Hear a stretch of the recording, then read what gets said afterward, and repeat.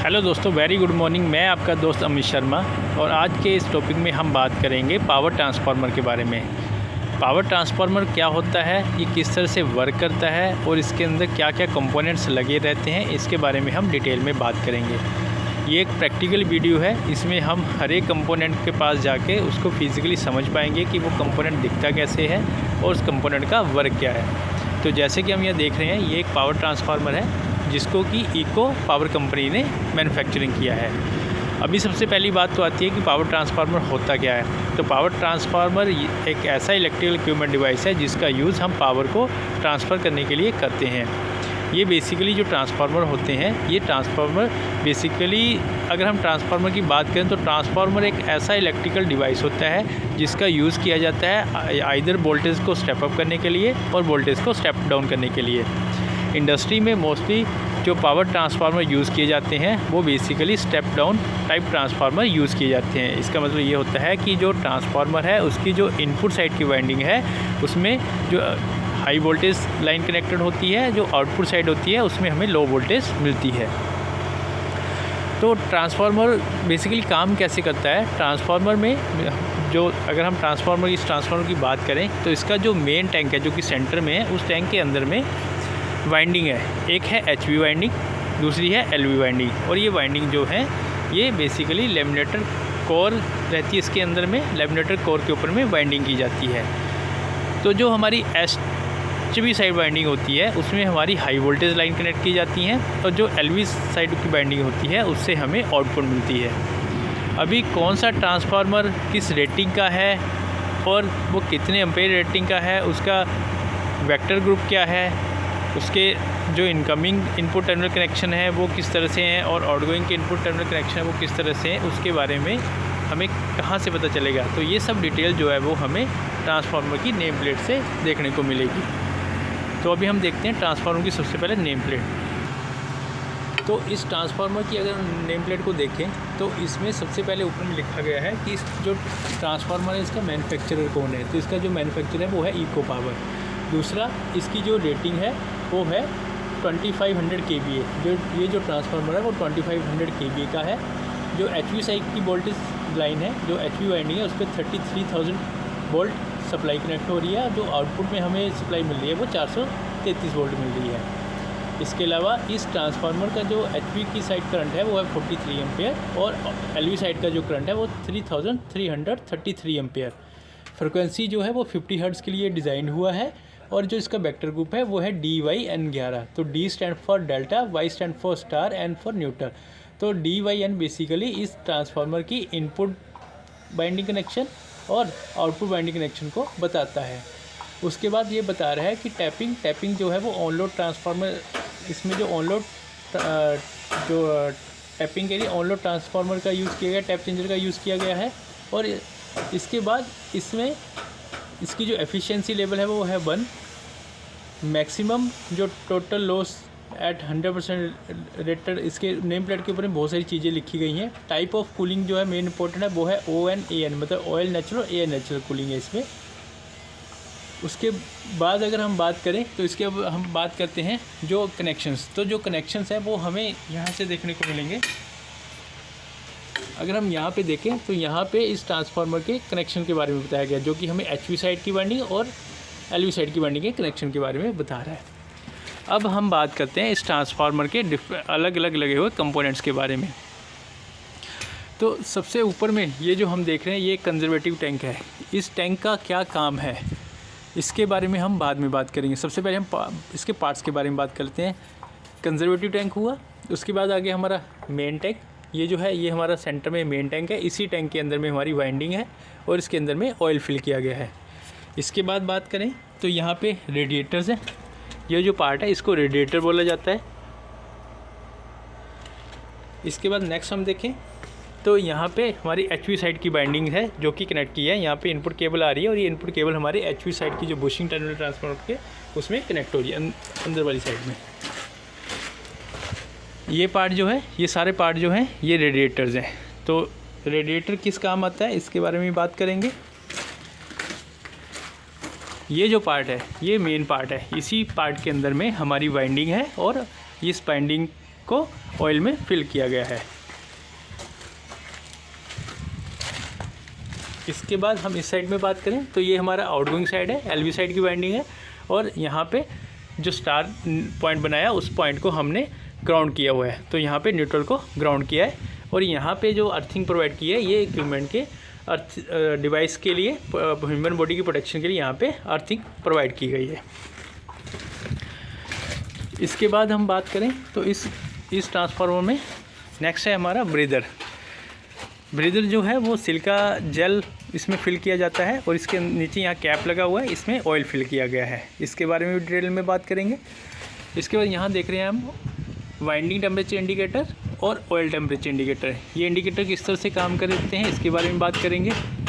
सबसे अगर ऊपर टॉप में देखें तो कंजर्वेटिव टैंक के ऊपर में ऑयल गेज लगी हुई है। ये जो है हमें इस टैंक के अंदर फिल हुए ऑयल के लेवल के बारे में बताता है।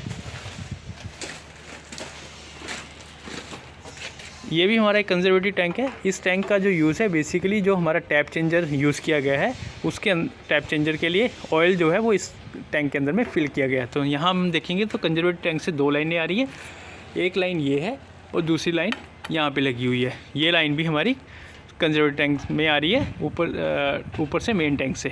तो ये जो है टैप चेंजर के लिए हमारा कंजर्वेटिव टैंक है। इसके बाद यहाँ देखेंगे तो यहाँ पे ऑन लोड टैप चेंजर लगा हुआ है। इसका मतलब क्या होता है ऑन लोड और ऑफ लोड का, इसके बारे में भी बात करेंगे। अगर इस डोर को हम ओपन करें तो ये हमें कुछ इस तरह से दिखाई देता है। तो इसके अंदर में मोटर लगी है, गियर असेंबली लगी हुई है, जिसके थ्रू जो है वो ट्रांसफार्मर के जो टैप्स हैं उनको चेंज किया जाता है। अभी हम एक और चीज़ पहले देख लेते हैं। यहाँ पे लगा हुआ है एमओजी गेज। ये जो गेज है ये बेसिकली हमें ऑयल के एक तो हमें टेम्परेचर फिलिंग लेवल के बारे में बता रहा है, ठीक है, और दूसरा अगर ऑयल लेवल कम हुआ तो इससे हमें अलार्म और ट्रिपिंग के कॉन्टेक्ट्स भी इसी से मिलते हैं। अभी हम 1 बाय 1 बात करेंगे इसके डिफरेंट पार्ट्स की वर्किंग के बारे में। तो सबसे पहले हम बात करते हैं कंजर्वेटिव टैंक। तो जो कंजर्वेटिव टैंक होता है इस टैंक के अंदर में बेसिकली ऑयल फिल रहता है, और ये जो ऑयल कितना फिल रहता है ये बेसिकली अगर देखें तो ये एक नया ट्रांसफार्मर है, इसके में जो ऑयल फिल है वो हाफ गैस के ऊपर में हाफ 1/2 हाफ दिखाई दे रहा है। तो जो नॉर्मली है इस कंजर्वेटिव टैंक को हाफ भरा जाता है। उसके बाद इस कंजर्वेटिव टैंक से जो ऑयल है वो मेन टैंक में ट्रांसफ़र होता है।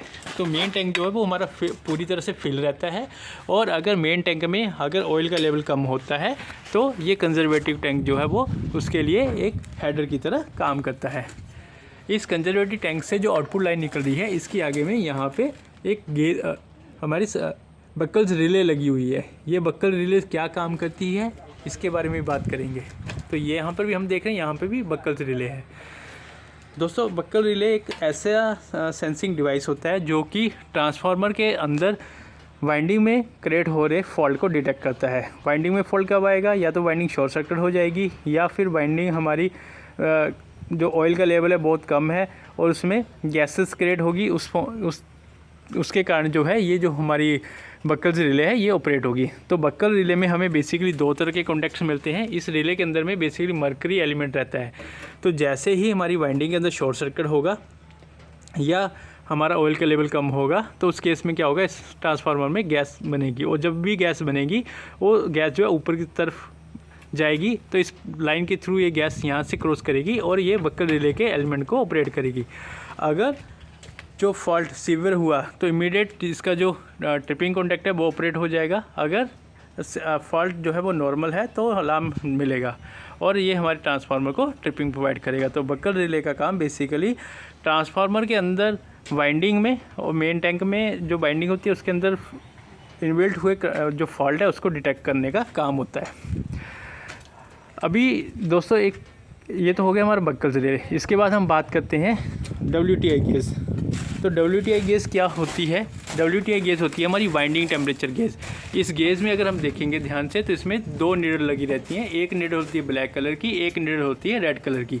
तो रेड कलर की जो नीडल है वो हमें ये बताती है कि जब भी ये ट्रांसफार्मर ऑपरेट हुआ है तो उसमें जो मैक्सिमम जब लोड गया होगा तो उसमें कितना टेम्परेचर इसमें राइज हुआ था।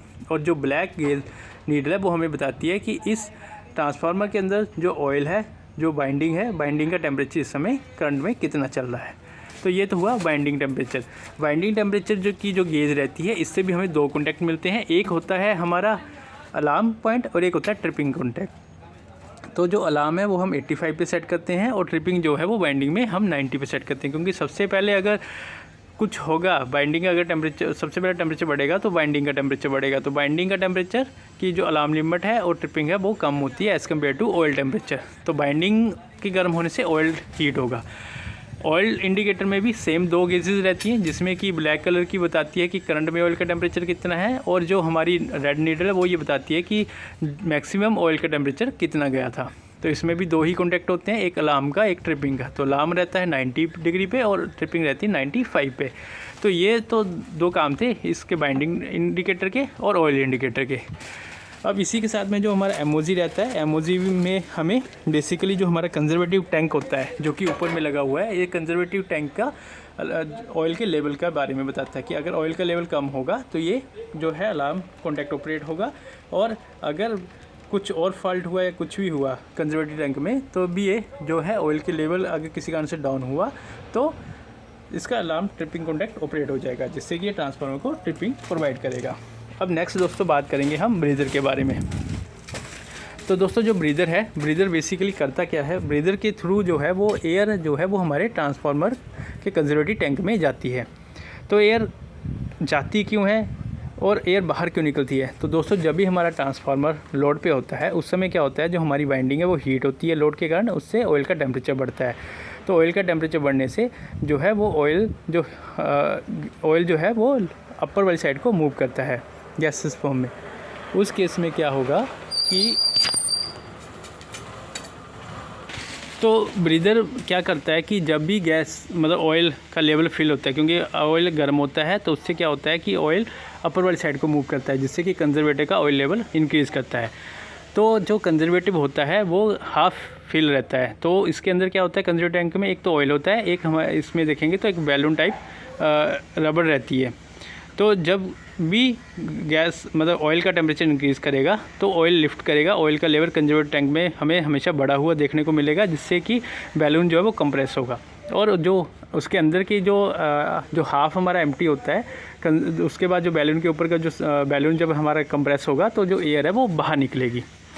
अभी जैसे ही हमारा ट्रांसफार्मर अनलोडिंग कंडीशन में आएगा तो उसके इसमें क्या होगा कि जो ऑयल का टेम्परेचर होगा वो रिड्यूस करेगा। तो जो हमारा बैलून जो कंप्रेस हुआ था वो फिर से अपनी ओरिजिनल पोजीशन लेने की कोशिश करेगा। तो उस केस में क्या करेगा, ये जो एयर है ये बाहर से ब्रीदर के थ्रू हमारे कंजर्वेटिव टैंक में बैलून में जाएगी।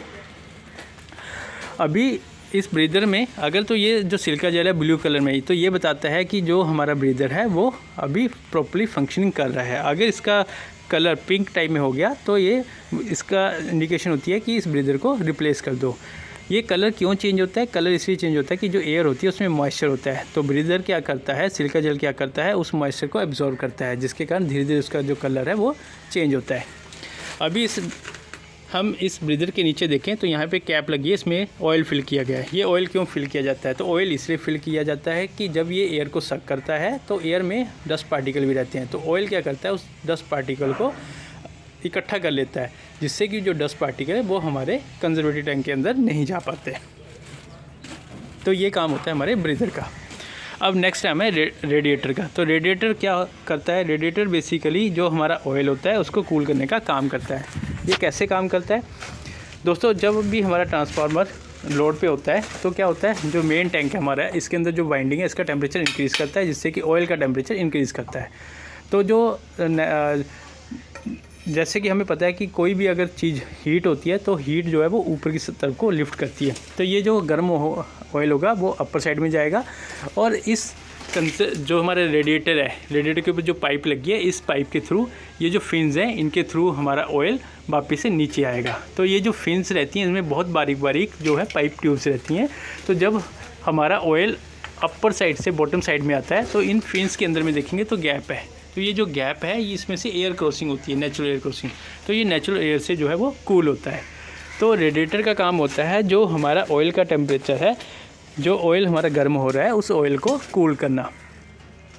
अभी हम नेक्स्ट बात करेंगे, यहाँ ड्रेन वाल्व वगैरह रहता है। तो जो यहाँ अगर देखेंगे तो यहाँ पे एक ड्रेन वाल्व है, वो जो ड्रेन वाल है, बेसिकली इस ड्रेन वाल का काम होता है कि जो हमारा मेन टैंक होता है, मेन टैंक अगर हमें ऑयल को रिमूव करना है तो हम इस ड्रेन पॉइंट को खोल के ऑयल इसमें से कम करते हैं, या कभी हमें ऑयल रिप्लेस करना है तो हम मेन वाल को ओपन करके जो ऑयल है उसको टैंक में से रिमूव करते हैं।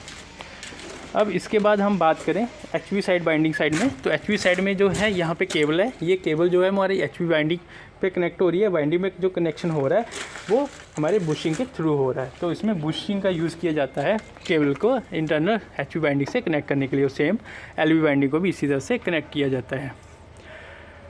नेक्स्ट है दोस्तों ऑन लोड टैप चेंजर। तो ऑन लोड और ऑफ लोड दो तरह के टैप चेंजर जो है वो ट्रांसफार्मर यूज़ किए जाते हैं। ऑन लोड का होता है कि अगर हमारा ट्रांसफार्मर लोड में भी है तो उस टाइम पर भी हम अपने ट्रांसफार्मर की वोल्टेज को कम ज़्यादा कर सकते हैं।